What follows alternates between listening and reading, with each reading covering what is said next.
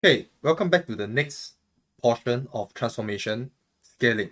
So in the previous video, we talked about translation, right? Being a way to transform a graph.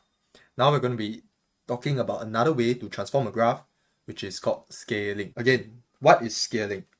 Imagine a square like that, and when I pull it, right, or rather, okay, imagine a square like that. When I pull it upwards, right, this is scaling it. Or when I pull it sideways, this is also scaling it. So scaling in another like simple language would be to pull the graph, or rather stretch lah, okay, stretch the graph vertically or horizontally, right? That's a way to think about it. So let me just bring up the concept again. Let's say I have y equals to fx, right? Initially, let's say my graph originally is, my graph, let's say it's like that, okay? So let's say, oh, it's a little bit slanted. Let me try it. So y, x, okay? And then originally, let's say my graph is a normal quadratic. Okay, so let's say this is y equals to fx. So again, when it comes to stretching, there's two ways that I can stretch it, horizontally and vertically, right? But stretching it, there's also two different ways you can stretch it vertically. So under the realm of vertical stretching, you can stretch it to be wider, or you can stretch it to be more narrow in that sense. Okay, so this is where I want you to think of this concept called the scale factor. Okay, so when we scale a graph, right? Scale a graph. Oops, let me just draw it below. When you scale a graph, got two kinds. One is vertical scaling. The second one is horizontal scaling, right? And there are two ways to vertically scale. You can have a scale factor of more than 1, or you can have a scale factor of less than 1. Of course, there is a very redundant case over here, which is a scale factor of 1. Okay, but that one we don't really need to talk about it. I'll explain why later on. So this concept over here can also be applied to horizontal scaling. Okay, so horizontal scaling can also have a scale factor of bigger than 1, scale factor of 1, and scale factor of less than 1. So how is scale factor actually calculated? So scale factor is simply final size over original size. So if your final size is bigger than your original size, you will get a value that is bigger than 1. For instance, let's say my final size is 2 units and my original size is 1 unit, then obviously my scale factor will be 2. Let's say my final size is smaller than my original size. So let's say my original size is, let's say, 1 unit again. But then my final size over here is, let's say, 0.5 units, right? I make it small. Then, of course, my scale factor will be half. So scale factor is just a way to compare final size to original size. And usually we'll append an x in front because it's a scale factor, okay? The reason why I say scale factor equals to 1 is pretty redundant, and you most likely won't be tested on it. It's because a scale factor of 1 would mean that my final size is the same as my original size, which means my graph never changed at all. It's literally the same thing, right? So you rarely ever see that because it's just so redundant. But yeah, I mean, it's good to know in case they ask you some weird question. So scale factor 1 means never change at all, the size. Okay, so again, with that said, we zoom in on the 4 different key principles, right, for scaling, which is this, and this. These 4 different ways, right? How do we actually represent them? So I'm just going to write it here. Let's say we start off with y equals to fx. And then let's say from here, we transform it to give us this y equals to f2x. Okay, so let's first talk about replacing x with 2x. Okay, so the whole idea behind this, right, is that scale factor can be a little bit confusing. Okay, let me teach you the y one first. So let's say this one becomes 2fx. So if I change y equals to fx to y equals to 2fx, what change must happen to y? So I would have to replace y with what? I will actually have to replace y with y over 2, right? Because you can see that I replace with y over 2, then y over 2 equals to fx. And then when you times the 2 over, it becomes y equals to 2fx, right? So it's a little bit counterintuitive. If you want to times 2 to the other side, on the left side, you have to divide by 2 first. Actually, it's quite intuitive. But what change does this happen? So if we just look at the equation itself, this value, for every single value of this, we times 2, right? Which means that originally, if let's say this value is, let's say, 2, then we times 2 to it, now it will become 4, right? And then let's say originally this value is, let's say, 6, it will now become 8. It become 12, right? So as a result, this graph over here, when we scale it, it actually becomes a lot more steep. It becomes a lot more narrow.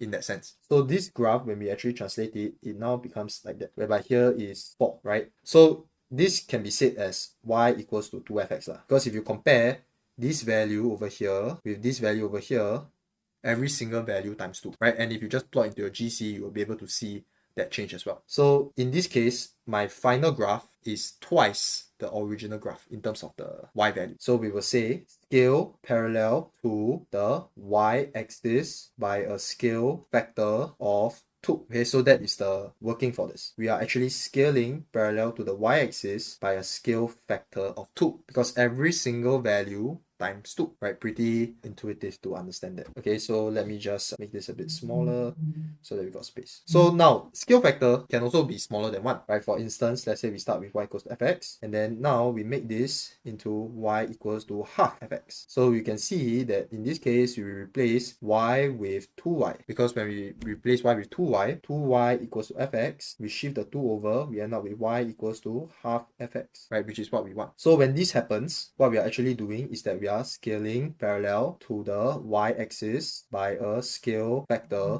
of half. So in this case, every single value will drop by half. So you can think of it as it being something like that, right? Where it's a lot shorter this time for every single value. So this is y equals to half f x. Okay, so that is the whole idea behind this. So apart from just scaling parallel to the y-axis, you also can scale parallel to the x-axis, right? And that would also be possible. Let me just show you. So let's say I have, okay, I'm just going to reduce these two sizes here. I'm just going to write it at the other side here. Okay, so let's say I have y equals to fx, and then over here, I change it to y equals to f bracket 2x. So the change is pretty obvious, right? I replace x with 2x. So what is actually happening here? We are actually, okay, so this one is the important part. This is the part that usually a lot of people trip up. What is the scale factor in this case? The scale factor is actually half, okay? Because what we are doing is that we are, originally is x. For x, right, the special thing about this is that it's always divided by the scale factor. Scale factor. So we will never really directly multiply the number. So in this case, we are not directly multiplying 2. Instead, we are replacing x with x over half, right? We are essentially replacing x with x over half, because x over half would be x times 2 over 1, which ends up as 2x, which is what we see over here. Okay, so this one is the part that is the most confusing, that people usually trip up on. So please don't make this mistake. Okay, just remember that for x, the scale factor is always being divided to it. You are not multiplying it. So if let's say it becomes 2x, then you think to yourself, and what do I need to divide away from x to get 2x? Right? Then you think about it. If I want to get 2 on top, I need to divide away half. That's the idea behind it. So in this case, our scale factor is actually half and not 2. So just take note of that. So what we are doing is that we are scaling parallel to the x-axis by a scale factor half. So what this means for us is that, let's say this is my original graph, right, the black color one. The new graph now will look something like that, whereby every single, wait, let me just bring this up, like that, whereby every single x value, right, all the x value, it sort of becomes a lot skinnier in that sense, right? Because we are scaling it parallel to x-axis by half. So from like that, we make it skinnier, right? And as a result, the whole thing becomes a little bit more steep. Okay, so that's the whole idea behind it. And then, of course, you got one more case, which is y equals to fx over here, right? And then let's say we change it to y equals to f bracket x over 2. So it's clear to see that we replace x with x over 2, right? And our scale factor in this case is 2. So our working here will be scale parallel to the x-axis by a scale factor of 2. That means every single x value now, the original x value, you will times 2 to it. So that means we will now have a graph that looks like that, whereby every single x value you see is being pulled apart to the side. So the original black color graph, you pull it. So that is your y equals to f x over 2, and yeah, that's basically it. Okay, so for scaling, these are the 4 different ways to scale and the corresponding way to actually write the working. Okay, so again, we are going to try this out now, and I'm going to demonstrate to you how this is being done. And then once I demonstrate this to you, you can actually go and tackle the next question for yourself. So we are given that the original graph is y equals to 3 sine x, right? And now we want to actually change. Okay, we have this this, and this, right? I believe here is supposed to be y equals to sine x. Okay, so our original graph is y equals to sine x. Now we change it to y equals to 3 sine x. So what's the change now? We remember we can only replace the y, right? So what we are doing is that we are replacing y with y over 3. So in this case, our scale factor would be 3, right? Scale factor is 3. So what we are, or rather our answer would be contextualized, right?